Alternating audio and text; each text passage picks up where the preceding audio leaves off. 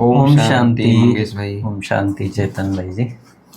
आज हम 15/12/2005 की अव्यक्तवाणी रिवाइज कर रहे हैं जी। आज डेट है 22/6/2025, माना लगभग 20 साल के बाद है ना। तो बाबा कहता है कि अब स्नेह और सहयोग की रूपरेखा स्टेज पर लाओ, हर एक को गुण और शक्तियों की गिफ्ट दो। जी। स्नेह और सहयोग की रूपरेखा स्टेज पर लाओ, माना प्रैक्टिकल में लाओ। जो है जो आप करते हो उसको अभी प्रैक्टिकल में लोगों को दिखना चाहिए। इस प्रकार से आज परमात्मा बाप अपने चारों ओर के परमात्मा प्यार के अधिकारी बच्चों को देख रहे हैं। जी। हम बच्चों को बाबा देख रहे हैं। जो कोटो में कोई बाबा कहता है कि तुम बच्चे ही परमात्मा प्यार के अधिकारी हो। फिर बाबा ने परमात्मा प्यार की विशेषताएं बताई। बाबा कहता है यह परमात्मा प्यार निस्वार्थ प्यार है, क्योंकि एक परमपिता परमात्मा ही निराकार और निरहंकारी है। परमात्मा प्यार ब्राह्मण जीवन का विशेष आधार है, ब्राह्मण जीवन का जियदान है। निस्वार्थ प्यार है, विशेष आधार है ब्राह्मण जीवन का, ब्राह्मण जीवन का जियदान है। अगर परमात्मा प्यार नहीं तो जीवन हमारा है ही नहीं। बाबा ने आगे वही बात कही कि अगर ब्राह्मण जीवन में परमात्मा प्यार नहीं, वह अनुभव कम है, तो प्यार के बिना जीवन रमणीक नहीं, सूखा जीवन हो जाता है। ये इतनी बड़ी विशेषता है परमात्मा प्यार की। तो बाबा कहता है आगे कि परमात्मा प्यारे कोई भी व्यक्ति व साधनों की आकर्षण में नहीं आ सकते। परमात्मा प्यार वाले बच्चों की निशानी फिर ये है कि परमात्मा प्यारे कोई भी व्यक्ति व साधनों की आकर्षण में नहीं आ सकते, क्योंकि परमात्मा आकर्षण परमात्मा प्यार ऐसा अनुभव कराता है जो सदा प्यार के कारण लवलीन रहते हैं। फिर दूसरी कोई भी हद की आकर्षण, व्यक्ति वस्तु वैभव की आकर्षण उनको आकर्षित नहीं कर सकते। आगे बाप दादा कहता है कि बाप दादा चारों ओर के बच्चों को देखते हैं। परमात्मा प्यारे तो सभी बने हैं, सभी बच्चे। हम कहते भी है कि प्यार में सभी, बाबा कहते हैं कि 100% प्यार। लेकिन बाबा कहते हैं प्यारे तो सभी बने हैं, लेकिन एक है लवली बच्चे और दूसरे है लवलीन बच्चे। तो अपने से पूछो, लवली तो सभी है, लेकिन लवलीन कहाँ तक रहते हैं? लव में लीन समा गए जैसे। तो बाबा कहते हैं लवलीन बच्चों की निशानी, फिर वो भी बाबा आगे सुनाता है कि लवलीन बच्चों की निशानी है वह सदा परमात्मा फरमान में सहज चलते। सहजता का अनुभव होगा। जो भी बाबा की आज्ञाएं हैं फरमान में भी रहते हैं और देह भान से कुर्बान भी हो जाते हैं, क्योंकि प्यार में कुर्बान होना मुश्किल नहीं है। सबसे पहला फरमान है ब्रह्म योगी भव पवित्र भव। बाबा का सबसे पहला फरमान कहो या श्रीमत कहो, आज्ञा कहो, यह हमारे लिए यही है कि योगी भव पवित्र भव। योगी बनो, पवित्र बनो। बाप का बच्चों से प्यार होने के कारण बाप बच्चों को मेहनत करते देख नहीं सकते। ये तो बाबा का सच में कितना प्यार है हम बच्चों से। और कई वानियों में बाबा ने ये रिवाइज किया है कि बाबा कहते हैं बाप बच्चों की मेहनत देख नहीं सकते, क्योंकि बाप जानते हैं। क्यों? क्योंकि बाबा जानते हैं 63 जन्म बहुत मेहनत किया है। बिल्कुल बिल्कुल, बहुत भक्ति किया है, पूरी जन्म पत्री को बाबा हमारी जानता है। 84 जन्म, उसमें भी 63 जन्म जो हमने मेहनत की है भक्ति में। तो बाबा कहता है बाप जानते हैं कि 63 जन्म बहुत मेहनत की है। अभी यह अलौकिक जन्म मेहनत से मुक्त हो, अतीन्द्रिय सुख की मौज मनाने का है। तो मौज मना रहे हो या मेहनत करनी पड़ती है? बाबा फिर प्रश्न पूछते हैं कि मौज मना रहे या मेहनत करनी पड़ती है? प्यार में फरमान पर चलना मेहनत नहीं लगती। अगर मेहनत करनी पड़ती है तो क्या कारण? प्यार में कमी है, कुछ ना कुछ परसेंटेज में है। तो यही बाबा कहता है कि अगर मेहनत करनी पड़ती है तो प्यार की परसेंटेज कम है। कहाँ न कहाँ प्यार में कुछ न कुछ लीकेज है। और वो 2 लीकेज की बातें बाबा ने बड़ी सुंदर बताई। बाबा कहता है 2 बातों की लीकेज मेहनत कराती है, एक पुराने संसार की आकर्षण और दूसरा पुराने संस्कार की आकर्षण।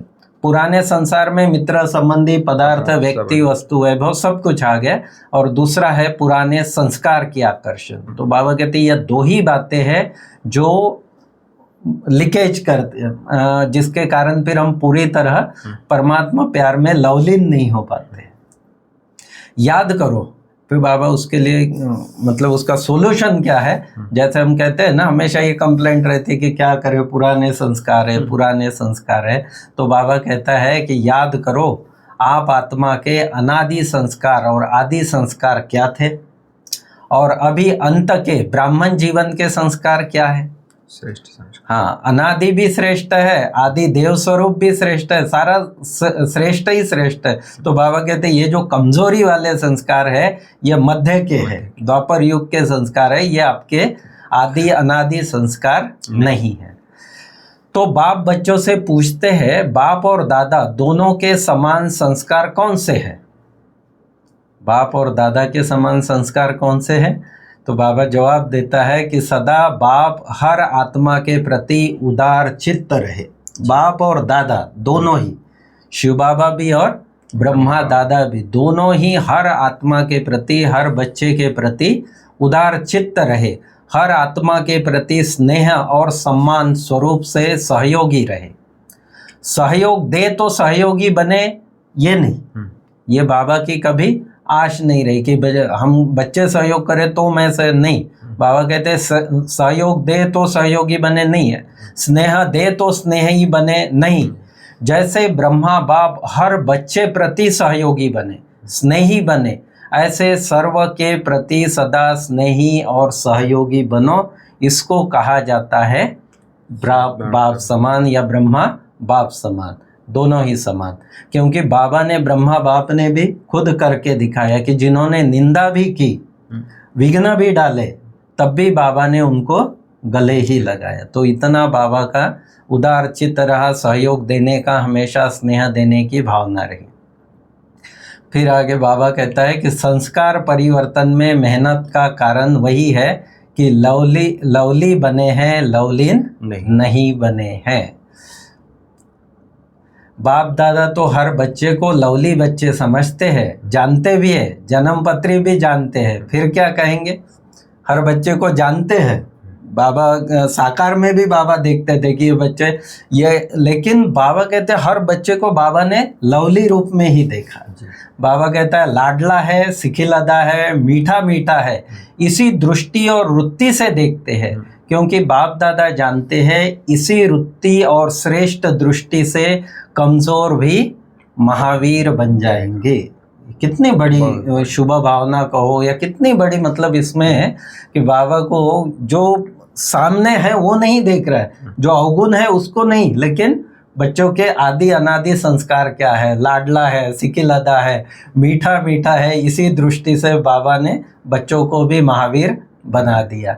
ऐसे ही अपने श्रेष्ठ वृत्ति और शुभ भावना, शुभ कामना द्वारा किसी का भी परिवर्तन कर सकते हो। यह हमारे लिए बाबा होमवर्क जैसे दिया कि बाबा कहता है कि हर एक के प्रति शुभ भावना, शुभ कामना रखो, श्रेष्ठ वृत्ति दृष्टि रखो, तो वो जरूर बदल जाएगा। फिर ये 15-12 की मुरली है, तो आगे 15 दिन के बाद समझो नया ईयर भी शुरू हो जाएगा। तो बाबा कहते हैं नया वर्ष शुरू होने वाला है ना, तो नए वर्ष में सर्व बेहद के ब्राह्मण परिवार के बीच एक दो के प्रति अपने शुभ भावना, श्रेष्ठ कामना द्वारा हर एक दो को परिवर्तन करने में सहयोगी बनो।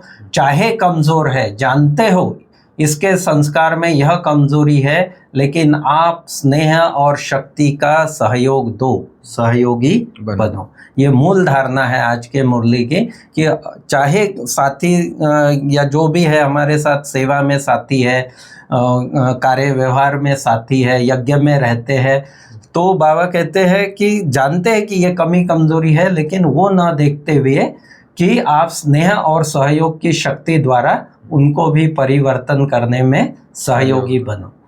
शिक्षा नहीं दो, स्नेह भरा सहयोग दो। इस पे बाबा की 2 मुरलियाँ चली है।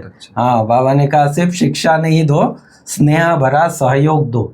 न्यारा नहीं बनो, किनारा नहीं करो। ये हम कई बार कहते हैं ना कि छोड़ो यार, उसमें वो तो बदलता ही नहीं है, स्टैम्प भी लगा देते हैं जैसे।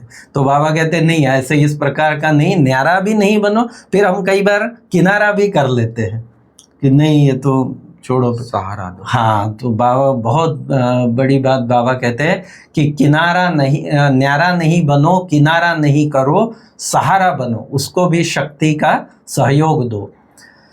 तो सभी बाप दादा से पूछते हैं नए साल में क्या करना है।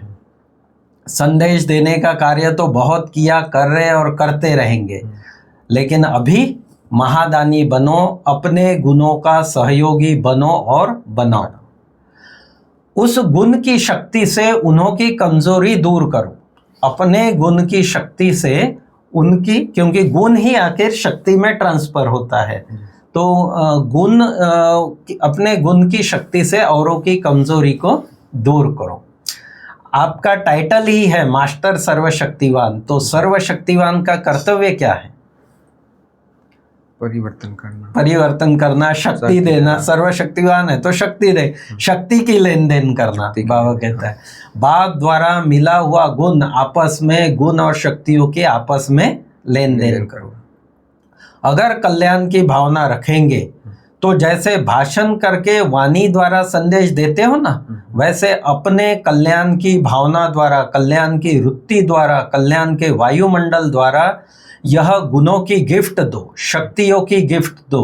कमजोर को सहयोग देना, यह समय पर गिफ्ट देना है। गिरे हुए को गिराओ नहीं। कमजोर है तो और ही उसकी कमजोरी का वर्णन करते रहो 4 लोगों के। बाबा कहते हैं ऐसे नहीं, गिरे हुए को गिराओ नहीं, चढ़ाओ, ऊंचा उठाओ, उनको भी सम्मान देके, सम्मान देके ऊंचा चढ़ाओ। ऐसा है नहीं, यह प्रभु प्यार के पात्र है, कोटों में कोई है, विशेष आत्मा है, विजयी बनने वाली आत्मा है, ये दृष्टि रखो। कितना बड़ी बाबा धारणा की बात बताता है कि कोई भी कितनी भी कमी कमजोरी हो, कैसी भी आत्मा हो, लेकिन बाबा कहते हैं गिरे हुओं को गिराओ नहीं, ऊंचा चढ़ाओ, उनको भी सम्मान दो, सम्मान दो। और आप प्रभु प्यार के पात्र है, कोटों में कोई है, विशेष आत्मा है, विजयी बनने वाली आत्मा है, यह दृष्टि रखो। अभी दृष्टि, वृत्ति और वायुमंडल चेंज करो। फिर बाबा आगे एक अलग ही टॉपिक पे बाबा कहता है कि आजकल दुनिया में क्या विशेष 2 बातों पर चर्चा चलती है कि एक तो एक्सरसाइज और दूसरा खान के भोजन। डॉक्टर के पास कोई भी पेशेंट जाता है तो डॉक्टर आजकल खास इन बातों के लिए कि भाई एक तो भोजन पर विशेष अटेंशन दो और दूसरा एक्सरसाइज करो। तो बाबा तो हमें हमेशा एक एक्सरसाइज रूहानी ड्रिल सिखाता ही है। आज भी बाबा कहता है कि आप भी यह दोनों बातें करते हो, आपकी एक्सरसाइज कौन सी है? शारीरिक एक्सरसाइज तो सब करते हैं और करो भी, शरीर भी तंदुरुस्त रहेगा, तभी आत्मा का योग भी सहज होगा, नहीं तो मन जो है फिर शरीर की तरफ खींचता रहेगा। इसलिए बाबा कहते हैं वो एक्सरसाइज भी जरूरी है, लेकिन उससे भी इम्पोर्टेंट है मन की एक्सरसाइज। मन की एक्सरसाइज कौन सी? आज बाबा ने कहा अभी अभी ब्राह्मण सो फरिश्ता और फरिश्ता सो देवता। तो ये बाबा कहते हैं बार बार ये मन की एक्सरसाइज हर घंटे में करते रहो, दिन में जब समय मिले तब करो। यह मनसा ड्रिल का अभ्यास सदा करते रहो। और शुद्ध भोजन, हम ब्रह्मा भोजन तो खा ही रहे हैं, लेकिन बाबा कहते हैं मन का भी भोजन जो है शुद्ध संकल्पों का भोजन। और उसका सबसे बड़ा सोर्स है मुरली, बाबा की मुरली, बाबा के ज्ञान का चिंतन। तो बाबा कहता है कि मन को जो है, मन का जो शुद्ध संकल्पों का भोजन उसको खिलाओ। अगर व्यर्थ संकल्प, निगेटिव संकल्प चलता है तो यह मन का अशुद्ध भोजन है। तो अपने मन में सदा शुद्ध संकल्प रहे। दोनों करना आता है ना, जितना समय चाहो उतना समय शुद्ध संकल्प स्वरूप बन जाओ। तो इस प्रकार से बाबा ने ये रूहानी एक्सरसाइज आदि के लिए बताया। फिर मैं चाहूँगा कि आप और भी मुरली का सारांश बताकर वरदान आदि बताएं। जी, ओम शांति। आज की मुरली बहुत प्यार वाली और धारणा वाली मुरली है, जिसमें परमात्मा प्यार, दुनिया में तो आत्माओं का प्यार मिलता है, महान आत्माओं का मिलता है, पुण्य आत्माओं का मिलता है, धर्म आत्माओं का मिलता है, लेकिन ये जो परमात्मा प्यार है बहुत विशेष प्यार है। ये निस्वार्थ प्यार कहलाता है। एक परमात्मा का ही प्यार है जो निस्वार्थ है। दुनिया में किसी भी आत्मा का निस्वार्थ प्यार नहीं हो सकता है, कोई ना कोई आस छिपी हुई रहती ही है। फिर बाबा ने दो बातें जो बताई है आज, लवलीन और लवली। तो हम बच्चों को लवली तो बन गए हैं, मीठे बच्चे तो बन गए हैं, लेकिन हमारी स्थिति लवलीन बन जाए, वो उसमें भी हम चिंतन कर सकते हैं कि हम बाबा की याद में, बाबा के प्यार में, बाबा की जो खजाने मिले हैं उसमें हम कैसे लवलीन रहें, बाबा के स्नेह में कैसे लवलीन रहें, सर्व खजानों में कैसे हम रमण करते रहें। उसको कहा जाता है लवलीन, मतलब दुनिया की कोई सुध बुध नहीं, कोई बात की परवाह नहीं, कोई बात की इच्छा तमन्ना नहीं, तो लवलीन स्थिति हो जाती है। कोई बात का आकर्षण नहीं, ना पुराने संस्कार का, ना पुराने संसार का।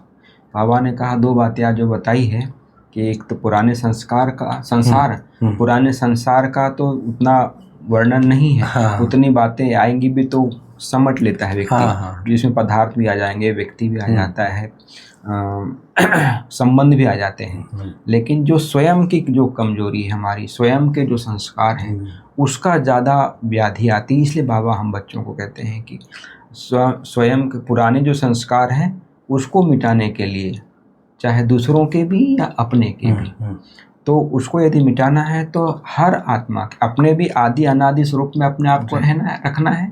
जो बाबा ने 5 स्वरूप बताए हैं उसका माना जो चिंतन है या उसका बार बार अभ्यास है वो जरूर करना ही चाहिए। तो और दूसरी आत्माओं को भी बाबा ने तो यहाँ तक कहा है कि कोई काला कोयला भी हो तो भी उसको चमकता हुआ हीरा देखना है। तो उसके आदि अनादि स्वरूप को ही देखना है, तब हम दूसरों के सहारा दाता बन सकेंगे। और बाप समान बनने की भी ये विधि ही है। यदि बाप समान बनना है, जैसे बाबा ने कहा कि बाबा जैसे उदार चित्त है, उदार चित्त के बारे में हम चिंतन करें तो क्या क्या किस किस बात में हम उदार चित्त नहीं, तो कोई सहयोग दे, कोई हमें कुछ दे, कुछ हमें कुछ पूछे तो हम पूछें। हाँ। ये नहीं, बाबा ने कहा उदार चित्त बनना है, आगे से मुझे देना है। कोई सहयोग दे ना दे, कोई पूछे ना पूछे, मुझे देना है, क्योंकि मैं दाता का बच्चा हूँ, मुझे देवता बनना है, मुझे दूसरों को सहारा देना है। किसी की कमजोरी को कमजोरी को नहीं देखना है। यदि हम उसकी कमी कमजोरी को देखते हैं तो वो कमी कमजोरी हमारे में भी आने का संभावना बनी रहती है। इसलिए बाबा कहते हैं जैसे ब्रह्मा बाबा ने किया, सबको स्नेह दिया, सहयोग दिया, सम्मान दिया, है ना, रिस्पेक्ट दिया, सबको अपना बनाया, निस्वार्थ सेवा किया, ऐसे ही ब्रह्मा बाप समान यदि हमें बनना है तो बाबा कहते हैं हर आत्मा के प्रति हमारा स्नेह हो, सहयोग हो, आत्मिक स्नेह हो, है ना। और सदा के हम जब यदि स्नेही बनते हैं तो हम उसको कहा जाता है बाप समान स्थिति, जो बाबा ने कहा, क्योंकि हर एक का लक्ष्य है कि बाप समान बनना। तो इस अनुसार भी हम बाप समान बन सकते हैं। तो संस्कार परिवर्तन से संसार परिवर्तन होता है। यदि बाबा ने कहा संस्कार परिवर्तन में मेहनत लगती है तो हम लवली तो बच्चे बन गए हैं, लेकिन लवलीन अवस्था नहीं हुई है। तो ये बाबा ने कहते हैं। और बाबा जो ऐसे बाबा ने कहा कि बाप दादा है हर आत्मा के प्रति मना एक जैसी पालना देते हैं, एक जैसी पढ़ाई पढ़ाते हैं, एक जैसे वरदान देते हैं, खजाने देते हैं, प्राप्तियां कराते हैं, स्थिति बनाने की जो भी वाणी चलती है एक जैसा सब कुछ देते हैं। चाहे वो सेंटर वाला हो, समर्पित हो, चाहे एक दिन का बच्चा हो या 80 साल का भी हो, 80 साल के भी ज्ञान में चलने वाले, सबको एक जैसी शिक्षा देते हैं। तो बाबा कहते हैं ऐसे ही हमें माना हर किसी को एक जैसा ही माना अनुभव कराना है, किसी को कम या किसी को ज़्यादा ये अनुभव ना हो। तो इसलिए बाबा कहते हैं बाप समान बनना है तो हमको बाप समान स्थिति बनानी है। बाप समान स्थिति मतलब उदारचित बन जाए, सर्व के प्रति सहयोगी बन जाए, कोई मुझे दे ना दे, रहम दिल बन जाए। तो हमारी जो स्थिति बन जाती है, यदि हमारी दृष्टि वृत्ति यदि दूसरों को परिवर्तन करना है, बाबा ने कहा हमें उसकी कमी कमजोरी को नहीं देखना है। महावीर यदि बनना है तो हमारी दृष्टि वृत्ति को बहुत ही श्रेष्ठ बनाना है, शुभ भावना वाली बनानी है, कल्याण की भावना वाली बनानी है, श्रेष्ठ कामना वाला करना है, तब हम दूसरों का भी कल्याण कर सकते हैं। तो बाबा ने और भी गुजरात जोन से भी मुलाकात की है। गुजरात के लिए बाबा ने कहा सटपंथ पे हैं, चुल पे हैं, जो दिल पे हैं, इस पे भी विस्तार से बाबा ने बताया है आज। और जो मतलब बहुत नज़दीक वाले होते हैं तो उनको सहज रीति से उनको लाभ भी मिल जाता है। और पहले जो मेला की शुरुआत हुई तो गुजरात वालों ने ही किया। और 108 के माला के भी बाबा ने आज वर्णन किया है। और सबसे ज़्यादा यदि बाबा ने एक वारिस क्वालिटी की भी एक बताया कि सेवा तो बहुत किया है लेकिन अभी वारिस क्वालिटी निकालना है। तो वारिस क्वालिटी के लिए बाबा ने कहा था कि हर एक ये लक्ष्य रखेंगे कम से कम साल भर में एक सेंटर वाला एक वारिस क्वालिटी लाए। वारिस क्वालिटी का भी मतलब बाबा ने अर्थ बताया था कि कौन सी कैसी आत्माएं आए। और आज के बाबा का जो वरदान भी आज बहुत अच्छा है कि जैसे मौन रखते हैं हम, तो बाबा ने कहा मन के मौन की जो सेवा होती है वो कई प्रकार की इन्वेंशन भी निकालने वाली होती है, जिससे हम आत्मा सिद्धि स्वरूप बन जाते हैं। मुख का मौन तो रखते हैं लेकिन मन का मौन दुनिया में इन बातों को नहीं समझ पाते हैं, क्योंकि अनेक प्रकार के व्यर्थ चिंतन, व्यर्थ संकल्प, व्यर्थ विकल्प, व्यर्थ देखना, व्यर्थ बोलना, व्यर्थ सोचना, ये सब चीज़ें चलता है। तो मन का मौन इसमें नहीं रहता है। भले कई बार हम मुख का मौन रख लेते हैं लेकिन हम किसी से बातचीत नहीं करते हैं, लेकिन कई बार संकल्प विकल्प ज़्यादा ही चलते हैं उसका आधार पे भी। इसलिए बाबा कहते हैं यदि नई इन्वेंशन निकालनी है, अपने को आप सिद्धि स्वरूप बनाना है, साधना भले यदि कम हो लेकिन सिद्धि स्वरूप बनना है, तो बाबा ने कहा मन का मौन हमको रखना बहुत ज़रूरी है, जिससे हम माना साधना कम भले हो लेकिन सिद्धि स्वरूप बन जाए। तो बाबा ने आज जो स्लोगन भी कहा है, जो स्वयं समर्पित स्थिति में स्थित रहते हैं तो उन्हें सर्व का सहयोग स्वयं समर्पित रूप से मिलता रहता है। इसका मतलब ये नहीं है कि जो समर्पित हैं उन्हीं की बात नहीं है, जो हमारे मन से परमात्मा प्रति समर्पण हो जाते हैं, अपने आप को ब्राह्मण जीवन पूरी तरह से जीते हैं, वो समर्पित हैं। वो यदि बाबा कहते हैं यदि वो स्वयं समर्पित रूप से सेवा करते हैं, समर्पित स्थिति में स्थित रहते हैं, तो उन्हें सर्व का सहयोग सहज मिल जाता है। और जो अव्यक्त इशारे चल रहे हैं, अब आत्मिक स्थिति में स्थित रहना और अंतर्मुखी बनना, अंतर्मुखी की बहुत बहुत आवश्यकता है। जैसे आज बाबा ने वरदान में कहा मन के मौन की आवश्यकता है, ऐसे ही अंतर्मुखता की बहुत आवश्यकता है। क्योंकि बाबा ने कहा अनेक प्रकार के वैभव है, वस्तु है, संबंध संपर्क में आते हैं, लेकिन सबके संबंध संपर्क में आते हुए हमारी आत्मिक स्मृति रहे, अनासक्त भाव रहे। जब अनासक्त भावना रहेगी, अनासक्त भाव रहेगा, आत्मिक स्मृति रहेगी, तो बाबा कहते हैं जो हमारे जो दासीपन के जो संस्कार हैं, जो अनेक प्रकार के आकर्षण होते हैं, उससे हम सहज मुक्त हो जाते हैं, अंतर्मुक्ता की स्थिति में रहते हैं। तो इन सब बातों से सहज हम मुक्त हो जाते हैं। तो ये थी प्यारे बाबा की आज की मुरली। ओम शांति। ओम शांति।